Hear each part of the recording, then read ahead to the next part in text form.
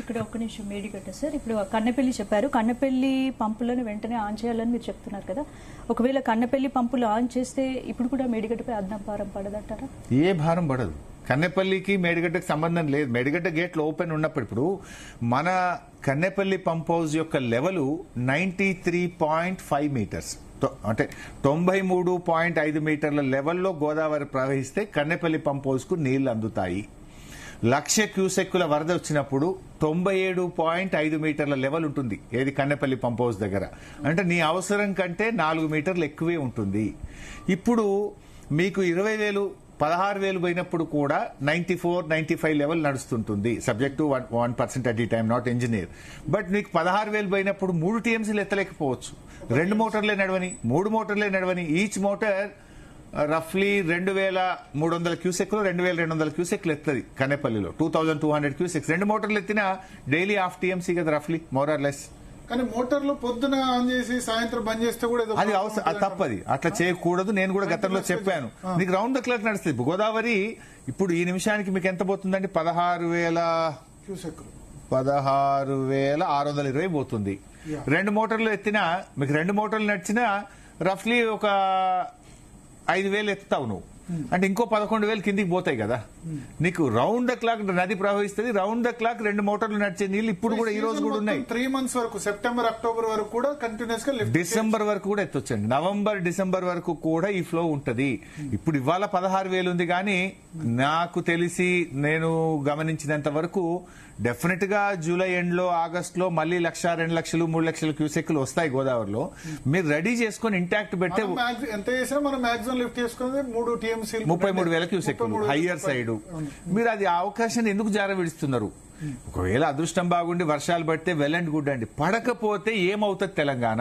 పడకపోతే మన కరెంట్ ఏంది, మన మంచినీళ్ళు ఏంది, మన పరిశ్రమలు ఏంది, మన హైదరాబాద్ ఏమైతుందని ఒక్కసారి విజువలైజ్ చేస్తే మాత్రం విజ్ఞతతో పాలకులు వ్యవహరిస్తారు. మీరు ఇంతకుముందు ఎక్స్ప్లెయిన్ చేశారు సార్. నేను ఎల్లంపల్లి రిజర్వాయర్ ఒకసారి చూపిస్తున్నాను. ఎల్లంపల్లి 20.175 పీసీఆర్ నాది తీసుకోండి, ల్యాప్టాప్ నాది తీసుకోండి. ఎల్లంపల్లి 20.175. ఎల్లంపల్లి ఒక హార్ట్, గుండెకాయ లాంటిది అంటారు కదా. కరెక్ట్. సో ఎల్లంపల్లి మీద చాలా డిపెండ్ ఉంది. హైదరాబాద్ దాకా వాటర్ ఎల్లంపల్లి దగ్గరే మా ధర్మపురి దానిలో ఉంటుంది. అవును. సో ఎల్లంపల్లిలో ఇప్పుడు మీరు కొంచెం స్క్రీన్ పెద్దగంటే 20.18 దాని కెపాసిటీలో 7.66 మాత్రమే ఉంది.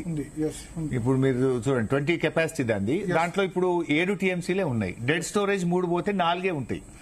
దాని మీద నీ డిమాండ్ ఒక సంవత్సరానికి 10 టీఎంసీలు Hyderabad, 5 Hyderabad drinking water 10, 5 NTPC 15 ఏది కరెంటుకు, సింగరేణి కరెంటుకు థర్మల్ ప్లాంట్ కు 5, 20 టీఎంసీలు, పెద్దపల్లి మంచిర్యాల జిల్లాకు 3 టీఎంసీలు అంటే 23, ఎవాపరేషన్ ఒక 2, 25 టీఎంసీలు ఉంటాయి తప్ప సిస్టమ్. సాగునీరు ఇచ్చిపెట్టండి, కరెంటుకు త్రాగునీరుకే కావాలి. రేపు ఏం చేస్తావు? అదృష్టం బాగాలేక దురదృష్టవశాత్తు కాలం గాలే నీళ్లు రాకపోతే రేపు ఏమైతుంది? హైదరాబాద్ ఏం కావాలి, కరెంట్ ఏం కావాలి? అసలు ఇది ఎందుకు ప్రభుత్వం ఆలోచిస్తలేదు? ఎందుకు మొండి పట్టుదల?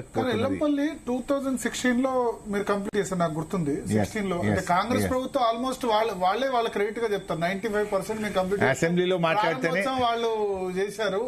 ఎల్లంపల్లి అంతా కూడా అసెంబ్లీలో కూడా ఇదే విషయం. హైదరాబాద్ వాటర్ తీసుకొచ్చింది మేమైతే, ఎల్లంపల్లి బీఆర్ఎస్ వాళ్ళ ఘనతగా చెప్పుకుంటారు. జలయజ్ఞంలో కంప్లీట్ చేస్తారు. 2 తప్పులే. అసెంబ్లీలో చెప్పినది, ఇక్కడ జీ టీవీలోనో బయట ప్రెస్ కాన్ఫరెన్స్ లో చెప్పడం కాదు. ఇదే మాట్లాడితే లేచి వాళ్ళకు మూతోడు జవాబు ఇచ్చిన. 2,300 కోట్లు ఎల్లంపల్లి మీద బీఆర్ఎస్ పార్టీ ఖర్చు పెట్టింది. నిర్వాసితులకు 12,000 ఇండ్లు కట్టించింది బీఆర్ఎస్. ల్యాండ్ ఎక్విజిషన్ డబ్బులు ఇచ్చింది బీఆర్ఎస్. ప్రాజెక్టులో ఉండాల్సిన మిగతా కంపోనెంట్స్ అన్ని పూర్తి చేయడానికి 2,300 కోట్లు ఖర్చు పెట్టి 2015 సంవత్సరంలో 5 టీఎంసీలు నింపాం, 2016లో 10 నింపాం, 2017లో పూర్తి 20 టీఎంసీల కెపాసిటీ నింపడం జరిగింది.